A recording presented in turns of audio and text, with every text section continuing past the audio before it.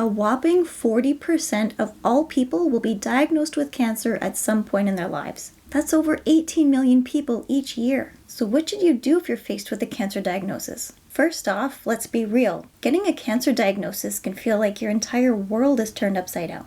It's overwhelming, frustrating, and the uncertainty of it all can feel paralyzing. However, there are certain things you can do to help you regain a sense of control and give you a more positive perspective. I'm Sarah from Remission Support. I've spent over 17 years working in oncology and talking to cancer patients and hearing their stories about what helped them through their diagnosis. So in this video, I've put together a step-by-step guide to help you navigate through this tough time. So let's dive right in. First and foremost, please know that many people live long, fulfilling lives after cancer. I know thousands of them. Advances in cancer treatment and patient outcomes are improving all the time, so there is good reason for you to stay hopeful. Try to pause and process everything you're feeling once in a while. Most people go through cancer treatment so focused on their physical health that they don't give their emotional well-being any attention. From day one, give yourself permission to feel whatever feelings come up. Shock, fear, anger, sadness, these are all completely normal. But if you're able to take a step back, it can really help you to see the big picture and not get caught up in the moment if you're feeling overwhelmed.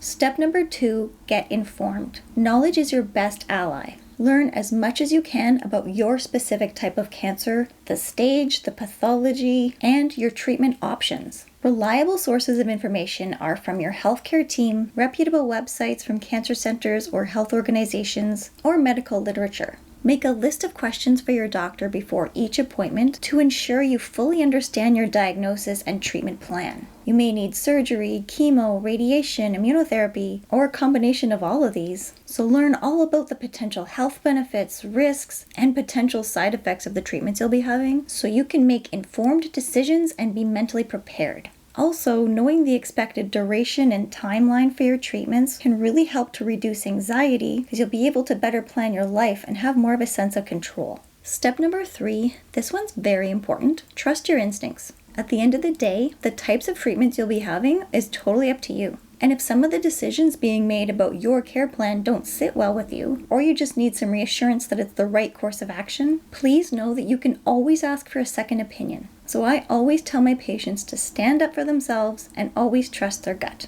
Advocating for yourself in healthcare is becoming more and more important. Unfortunately, a lot of doctors are overworked and hospitals are really busy and they're short-staffed. And healthcare professionals are only human, so mistakes do happen. Sometimes things fall through the cracks. I've seen it several times. Maybe a secretary will forget to book your appointment, or your doctor will forget to enter your referral. So if you feel like you've been waiting too long for an appointment or you haven't heard back in a while, don't hesitate to follow up. You have to advocate for yourself because nobody else will. Step number 4 on this journey, don't be afraid to ask for help, especially help with things like managing your house chores or arranging childcare. Don't hesitate to accept the help of family and friends. Actually, here's a very good tip. When somebody says, please let me know if there's anything you need, assign them something. Have them bring you to your appointments or help you get groceries. There's also a ton of organizations that offer financial assistance, transportation to and from your appointments, and other forms of support for cancer patients. The best way to access this type of help in your area is to ask your healthcare team to make a referral on your behalf. Speaking of support, this brings us to step number 5. You don't have to face this alone.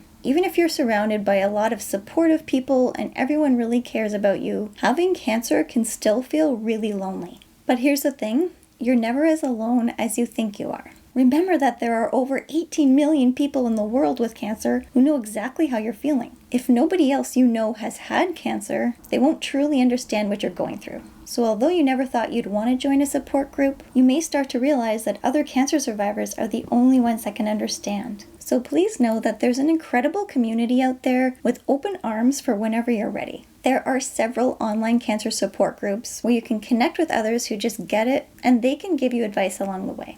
Step number 6, try to accept what you can't control right now. I know this can be really tough, especially if you're a planner and you like to have everything scheduled and as certain as possible. But after cancer, you'll likely have to take things day by day or sometimes even hour by hour. Some days you may not have the energy to do what you wanted. For example, if you were trying to be consistent with working out, you may not be able to at all while you're going through cancer treatment, but that's okay. Or if you've been putting off doing the laundry for a while because you don't have the energy, it's not your fault. So just be kind to yourself if you're not able to stick with your regular routines. With that being said, step number 7 is to focus on what you can control, which is how you take care of yourself. Maintaining a healthy diet and lifestyle can make your treatments more effective and speed up your healing process afterwards. So as much as you're able to, try to eat a variety of cancer-fighting foods and stay hydrated.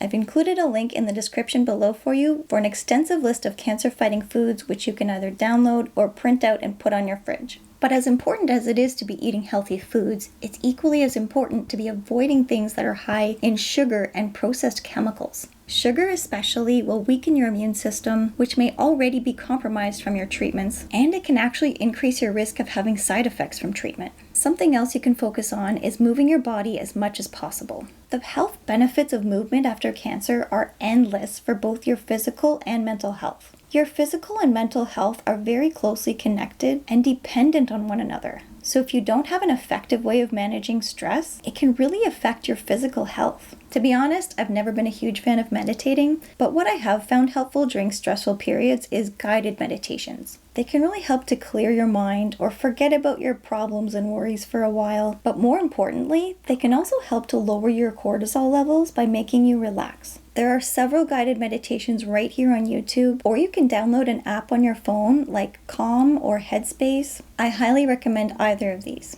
Step number 8, decide who to tell. You get to choose who you want to tell about your cancer diagnosis and how you want to tell them. Some people find it easier to write it in an email to avoid having difficult conversations. And unfortunately, while some friends and family will be supportive, others may not be. You may have heard of the term cancer ghosting, where someone just completely avoids you after your diagnosis. And unfortunately, it can be people you least expect. But here's the thing, it's not you, it's them. There's no excuse for abandoning a friend in a time of need, but some people are afraid to see someone they love get sick and they can't confront it. There's a lot of stigmas around cancer being associated with severe illness or death. So because of this, people are afraid of getting cancer themselves, and they're not sure how to react when somebody they know or care about is diagnosed. There's also something called survivor's guilt. Some people genuinely feel bad for you, but also feel relieved that it didn't happen to them, and the guilt can make them want to avoid you. Or if they're going through a happy period in their life, like a job promotion or an engagement, they may feel guilty for being happy around you. If you're thinking these reasons are absolutely selfish, you're absolutely right. But remember that their avoidance is not your fault. It's normal to be upset and angry, but try not to take it to heart, at least for your own sake. Try not to let someone else's issues cause you grief. Finally, step number 9, prepare for survivorship. You may not believe this, but when you finish treatment, it can be a really difficult transition. You go from seeing your healthcare team regularly to probably not at all until your next follow-up appointment. So a lot of people say that this is the hardest part of their cancer journey because you get so wrapped up in getting through your treatments and managing side effects that once it's all over, you may find yourself reflecting on everything that's happened and wondering what's next.